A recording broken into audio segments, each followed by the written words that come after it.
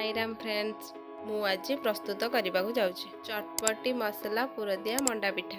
मसला मंडा प्रस्तुत करने हेले चाउल को भेदाई आम ये चूना करदे। यही एक पात्र रे पानी गरम करवा। पानी गरम हो गले आगरू पेशा जाइथिबा चूना को तादरे पकई भल भाव जंतीबा। चूना भल भाव जंती हो गला पर गैस को ऑफ करी ताकू घोड़ाई दबा। मंडारे पुर दवापाई एबे प्रस्तुत करवा मसला। कोबी बीट गाजर आलू को यही भाव पतला करिकी काटिदबा। पियाज को यही पतला करी काटिदबा।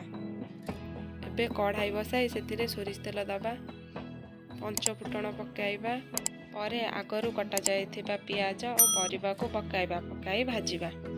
से स्वाद अनुसार लुण और हलदी पाउडर पकाई भल भाव मिसाई दबा।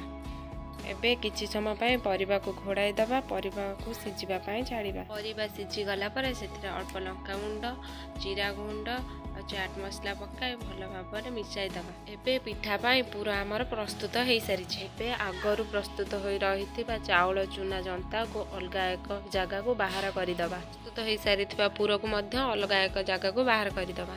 जंता होइथिबा आण को गोल गोल करी मंडा पिठार आकृति दबा। एबे ताकू एहीपरी आकृति दबा।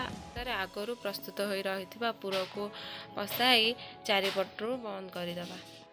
मन रखिबे चारिपटू भल भाव बंद करदेबे भीतर को जेमिति न पशि पारे। एबे समस्त आण को एहीपरी मंडा पिठा बनैदबा। मंडा पिठा प्रस्तुत हो गला पर ताकू बांफरे सिझाइबा पई चुली लगाए हांडीटी को एही भाव में करबा। सेथिरे अल्प किछि पानी दबा। पानी दे कदली पत्र रखी प्रस्तुत होइथिबा मंडा को ता भितर सिझिबा पई छाड़ी दबा। मु हांडी रे प्रस्तुत करूछि। आपण माने चाहिए इडली छांचर भी प्रस्तुत करि परिबे। एबे पिठा को आउ टिके चटपटी करबा पई एक चटणी प्रस्तुत करबा। चटणी पाई मु नेइछि अल्प किछि पुदीना पत्र छोट टमाटो गोटे आउ कंचा लंका रसुण और तेंतुली। एबे एई सब को ग्राइंडिंग करी गोटे चटणी प्रस्तुत करदबा। फरे सिझा जाइथिबा पिठा को बाहर करबा गोटे चामच साहाय्य देखिबा पिठाटी सिझिछि कि नाही। जदि पिठाटी सिझि जाइथिबो ताहाले प्रस्तुत हो गला हमर चटपटी मसला पुर दिया मंडा पिठा। मोर आशा आपण माने निश्चय घरे बनैकी खाइबे। वीडियो को मोर लाइक चैनल को मोर सब्सक्राइब निश्चय करिवे।